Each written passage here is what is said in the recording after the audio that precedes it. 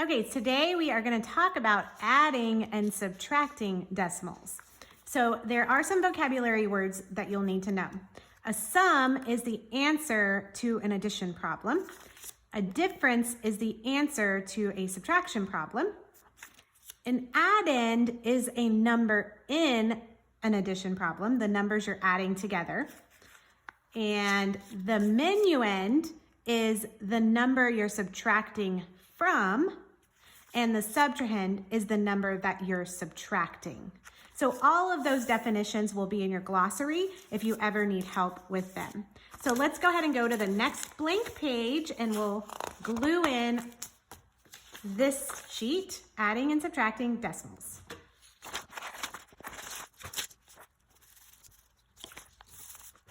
Okay, so adding and subtracting decimals. When you need to add and subtract decimals, we are going to work through 3 different steps. So we'll start with step 1. Step 1 is to write the problem vertically. Vertically means up and down, but you have to pay careful attention to lining up the decimal points and keeping the same place values together. We just did this when we worked on comparing decimals. We talked about how they had to be lined up like the buttons on a shirt. The same thing has to happen when you're adding and subtracting decimals, because when you add and subtract, you have to add the places together. You have to add the ones places together and then the tens places. So they have to be lined up. Step 2 would be to solve the problem regularly, and step 3 is to drag the decimal point into the answer. So we're gonna do the 3 steps with these 4 practice problems. So here's our first practice problem. Let's just work on reading it. So we know this is 32 and, first we say the name as if there were no dot, then we say the name of the last place value spot. So this is 32 and 6/10, and this is 8 and 6/10. So this problem right here, it says this one has the same number of decimal places, but a different number of digits. So they both go to the tenths place, but this one has a tens and a 1, and this one only has a 1. So we are going to write them vertically, and we'll start with the one that is the longest. We'll start with this one, 32 and 6/10. So I'm gonna write it like this. And now we have 8 and 6/10. The most important part is that you line up the decimals. If you line up the decimals, all the other places will automatically line up. So this would be 8 and 6/10. So we lined them up. This is going to be an addition problem. All right, so now let's do the next one, just getting it set up. It says this one has a different number of decimal places, but the same number of digits. So this one has 3 digits and this one has 3 digits.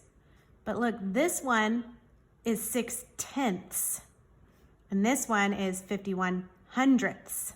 So it's gonna be really, really, really important to line up the decimal points. So we'll start with 32 and 6/10 again. And we're gonna have to make sure we line up that decimal point, and this one is gonna have a 5 here and a 51 behind it. All right, so now let's set it up. But right away I see a weird problem. I see this gap. Remember yesterday how when we had gaps, we filled them with zeros? I call them ghost zeros because you can't see them, but they are always there. So make sure you put those ghost zeros there so that when you solve the problem, it's easier to solve. It's not that big of a deal. Oh, actually, this is a subtraction problem, not an addition problem. I was just about to say it's not a big deal if you're adding, but if you're subtracting, it is a big deal because you have to have something to subtract from. Good thing I caught that mistake. All right, let's get the next one set up. We have 32 and 6/10 again. And this one has a number greater than 1 and a number less than 1 whole.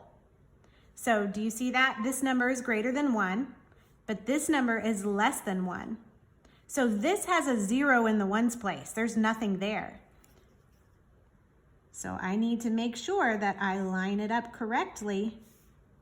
Okay, so this one is for sure addition.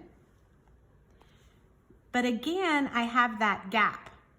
Now I still could add 1 and there's nothing, but it does look a little weird. So we get into the habit of just filling in the gaps with placeholder zeros, otherwise known as ghost zeros, to make solving the problem easier. All right, so this one is set up to solve now, and let's do this one. It says this one has a number with no decimals and a number with decimals. So let's go ahead and start with 32. This one has no decimal, but does it? All numbers have a decimal. Even if it's a secret, hidden, you can't see it decimal, it is there. If you do not see a decimal point, you can just add 1. So I'm just gonna add that decimal point there. All right, so the next one is 1 6/10. So I need to line up that decimal point and fill it in, 1 6/10. So I'm subtracting again, but you'll notice that I have this gap here. We cannot subtract if there's a gap there. Some people are tempted just to write a 6 here, but this problem is not 6 take away 0. It's 0 take away 6. So you have to put that 0 there to do the math. So now all of these problems are set up correctly and ready to be solved, but now step 2 is to solve the problem regularly. You solve it just like you would solve any addition problem. So let's start here. 6 plus 6 is 12. Carry the 1. 8, 9, 10, 11. Carry the 1. 3, 4. Okay, let's do this one. This is a subtraction. Good thing we have that placeholder 0 because I have to regroup. So I'm going to take a 6 and add it back here. So 10 minus 1 is 9. 5 minus 5 is 0. Well, we can't subtract again, so we're going to have to regroup. So I'm going to borrow 1 from the 3 and add it back here. So 12 minus 5 is 7, and 2 minus 0 is 2. All right, so now let's go to the third one and just solve it like normal. So here we have 0 plus 1 is 1. 6 plus 5 is 11, so we have to carry the 1. 2 plus 1 is 3, and 3 plus 0 is 3. And now for the last one. Again, if we only have 0, we can't take away 6, so we're going to have to borrow. Okay, so now we have 10 minus 6 is 4. 1 minus 1 is 0, and 3 minus 0 is 3. All right, so we've done step 1 and we've done step 2, and now we still have to do step 3. And step 3 is really important because look, right here, I have about 32 plus 8.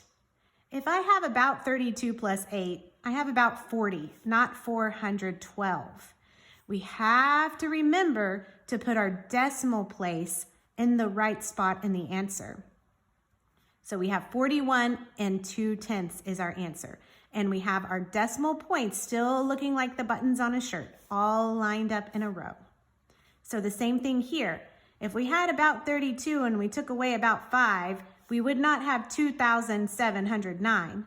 We would have 27. So we have to make sure that we put that decimal point in our answer.